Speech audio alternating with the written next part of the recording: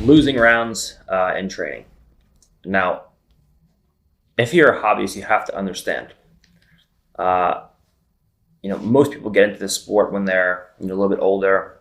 Most people now, especially because when they're hobbyists, most people 30, 40, 50 plus years old, jiu-jitsu wasn't around really when they were younger. So a lot of the hobbyists now are, in their 30s, their 40s, their 50s, 60s, etc. You have to understand that there are going to be young competitors that are going to train more than you, that you start out better than them, and then they progress to be better than you. You have to understand that this isn't your main focus in life. Okay, so obviously you come in and maybe you're a purple belt or you're a blue belt, and you come in, there's a new white belt who you beat up, and then all of a sudden they're able to train more than you, they have less responsibilities, and all of a sudden, as the years go on, they're progressing faster than you are. Okay, you're getting better like this, and they're training more, so they're getting better. So eventually, this kind of starts to happen, and they get better than you. You have to understand that's okay. It's not your main focus to be the best in the world, to be beating everybody in the gym, to be beating everybody in competition. You do this as a hobby, right? So you have to understand that while this isn't your main focus, you can't be so ego-driven that it makes you so upset to where it really affects you, or you just end up quitting training altogether. Right? You have to be aware that any competitor or anyone who takes the sport seriously, not even a competitor, but anyone who takes the sport seriously and trains, 5, 6, 7 times a week versus your 3 times a week, even if they start at a later date than you, they're eventually most likely going to surpass the level that you're at. So if you lose in training, obviously don't think nothing of it. You should be trying to get better and to win, but you have to understand that you have other things that you're focusing on. You have a job you have to go to tomorrow. You don't have to be getting your leg broken in heel hooks, fighting, tooth and nail out to get out of an arm bar and get your arm popped. So you want to be trying to get better, but not at the cost of getting injured and not being able to train, for, X amount of time. So you want to be focusing on improving, getting better, but everything that happens to you, take it with a grain of salt. Okay, you have to understand that competitors coming up will always be in a position to surpass your skill level eventually if they are training more than you, or hobbyists that are training more than you. Right, so if you start to lose to someone that you were beating up in the past, take a deep breath, understand that this is what's supposed to be happening, and just be the guy that is there as much as you can be to help the other people in the room start to get better.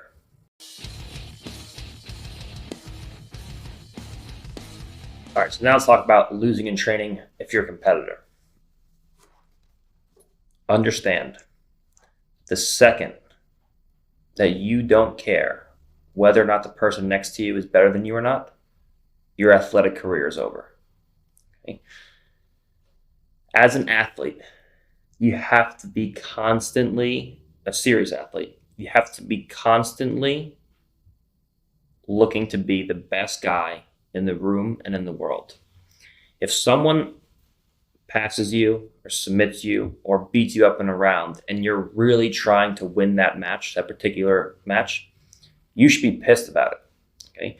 You should be pissed to the point where you lose sleep over it at night, where you are thinking about it hours after the session, about what you could have done better, to do better in whatever situation that you were in.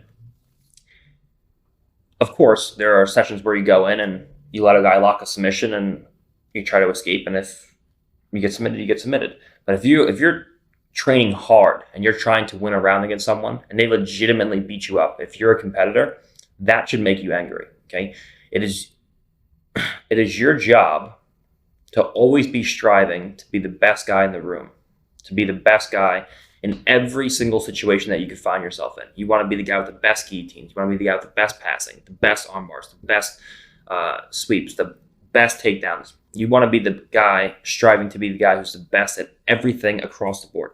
Obviously, that's never going to happen. Okay, I'm never going to be the best wrestler, best judo player in the world. Okay, but I can strive to be. I can strive to be the best wrestler under scrimmage wrestling rules, under an ADCC rule set. I can I can strive to achieve that. I'm never going to be the best freestyle wrestler, the best collegiate wrestler, the best judo player under those rules, but I can strive to be. I can strive to be as good as those guys or be competitive with those guys. Okay. If you go in and you get beat up and you're to a point where you don't care about it, don't even bother being an athlete.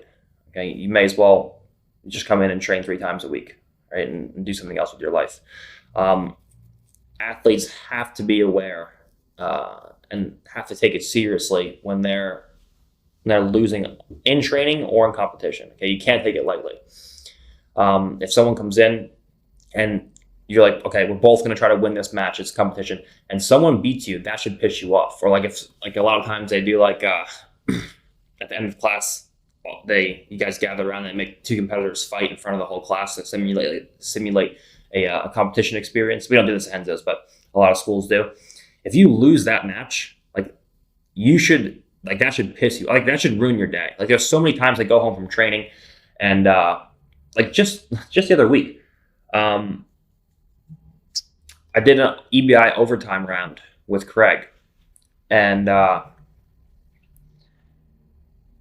we did the first round, and he actually escaped the first round, and it was long. It was like I held him for like 2 or 3 minutes, and he escaped the first round, and then he was on my back, and he didn't submit me. He held me in that position. He took my back and he kept me there, and I couldn't escape for like 2.5, 3 minutes, and John called the round. And I was so furious about that they didn't submit me or anything. I just couldn't get out. And I'm like, are you kidding me? I couldn't escape his back control. Like, what's wrong with me? And then Craig like left for something. Like he went to go film or compete or something. So like for 4 days, I couldn't train with him again. And I was just losing my mind. I'm like, I can't believe that he held me in back position for 3 minutes and then I couldn't get out and I couldn't train with him the next day. So the first thing that I do when he gets back is like, John calls EBI rounds. I'm like, let's do an overtime round.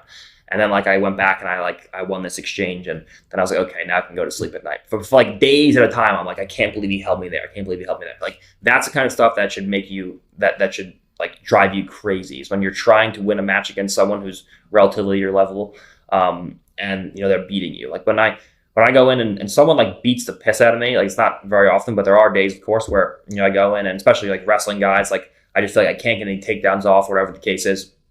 Like that stuff eats me so much where I'm like, I have to do more. Okay. As a competitor, you always want more. You always need to have more. That's very, very important to have ingrained into your being, to always be striving to be the best in the room, the best in the world, and to always want more for yourself as a person and as a competitor.